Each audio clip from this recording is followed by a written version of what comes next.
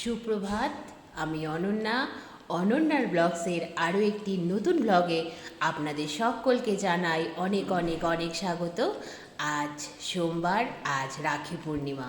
Blog শুরুর প্রথমার্ধেই আপনাদের সকলকে রাখি পূর্ণিমার অনেক অনেক অনেক শুভেচ্ছা। ভাই বোনের স্নেহের ভালোবাসার বন্ধন রাখি পূর্ণিমায় হয়ে উঠুক অটুট, এই কামনা করেই রাখি পূর্ণিমা স্পেশাল ব্লগটা আমি ঠিক এখন থেকেই শুরু করছি, যখন ঘড়িতে বাজে সকাল 7:30। আমি ঘুম থেকে উঠে ব্রাশ করে ফ্রেশ হয়ে চা আর বিস্কিট পর্ব কমপ্লিট করে ফেললাম। তারপর চায়ের বাসনগুলো যথারীতি এক এক করে ধুয়ে নিচ্ছি। প্রথমে তো ভেবেছিলাম সকালেই রাখি বাঁধার কর্মটা কমপ্লিট করব, কিন্তু জানতে পারলাম শুভ সময় আছে বেলা 1:30টার পর থেকে।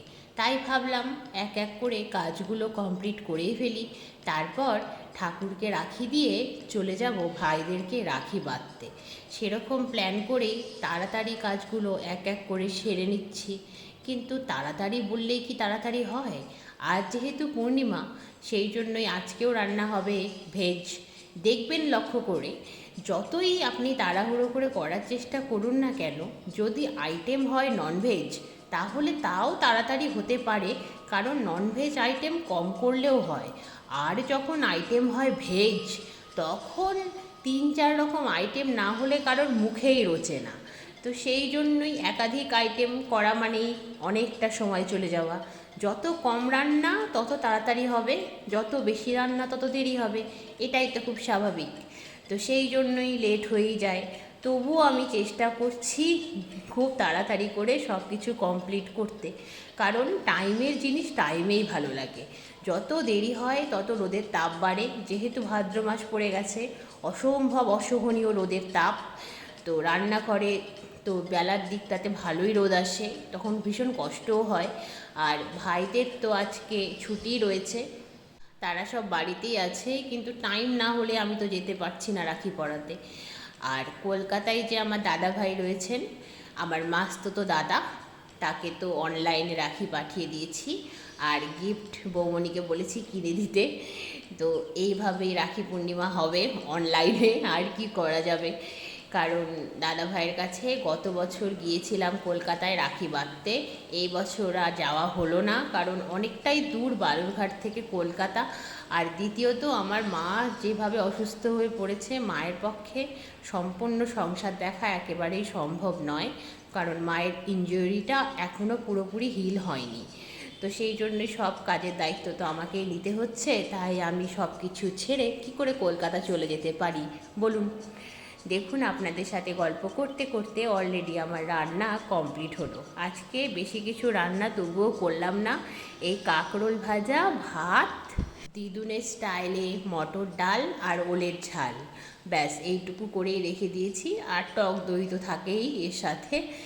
তো ভাবলাম তাড়াতাড়ি করলেই তাড়াতাড়ি হবে।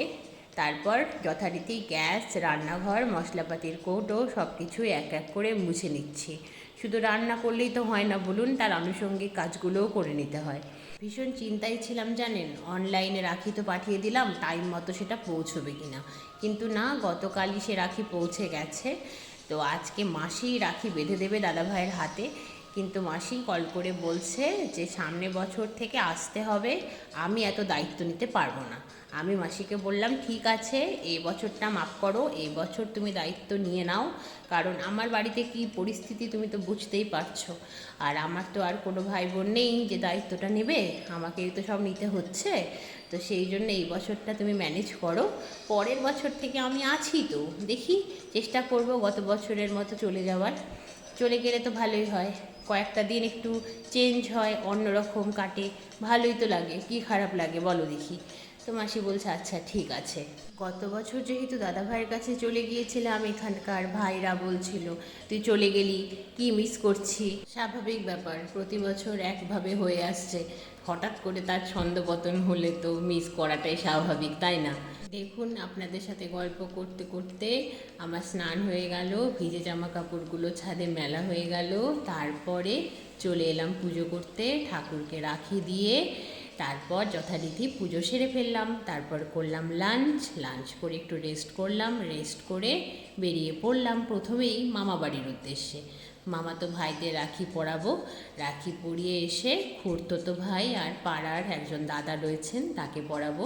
সেই যে বৌদি মাকে হসপিটালে নিয়ে গিয়েছিল, মায়ের অসুস্থতায় আমাদের পাশে এসে দাঁড়িয়েছিল, তার হাজব্যান্ডকে প্রতি বছরই পড়াই, শুধু গত বছর দাদা ভাইয়ের কাছে চলে গিয়েছিলাম বলে হয়নি, এবছর পড়াবো। তো আগে চলে গেলাম মামাবাড়ি এসে যথারীতি মামাতো দুই ভাইকে রাখি বেঁধে দিলাম। ওরা আমাকে ক্যাডবেরি দিয়েছে, ক্যাডবেরি ফ্রিজে রেখে একটু একটু করে খেতে দারুণ লাগে। কিন্তু রাখি পর্ব কমপ্লিট হলো, তারপর দুই ভাই প্রণাম করলো, তারপর বেরিয়ে পড়লাম যথারীতি কলকলা মায়ের মন্দিরের উদ্দেশ্যে। কলকলা মায়ের মন্দিরে এই রাখি পূর্ণিমা উপলক্ষে পুজো হয়, তাই এখানে ভোগ দিলাম। তারপর বাড়িতে ফিরে খুড়তুতো ভাইদের জন্য কেনা গিফটগুলোকে ভালো করে র্যাপ করে নিলাম। তারপর যথারীতি চলে গিয়েছিলাম, গিয়ে সবাইকে রাখি তো পরানো হলো, কিন্তু আর ছবি বা ভিডিও কিছুই তোলা হয়নি। এত তাড়াহুড়োর মধ্যে ছিলাম আর এত বেশি গল্প হচ্ছিল, সেই জন্যই আরোই হয়নি। সবার কাছ থেকে রাখি পরিয়ে অনেক ভালোবাসার জিনিস পেয়েছি, আর পূর্ণিমার প্রসাদ পেলাম ভারত সেবাশ্রমের।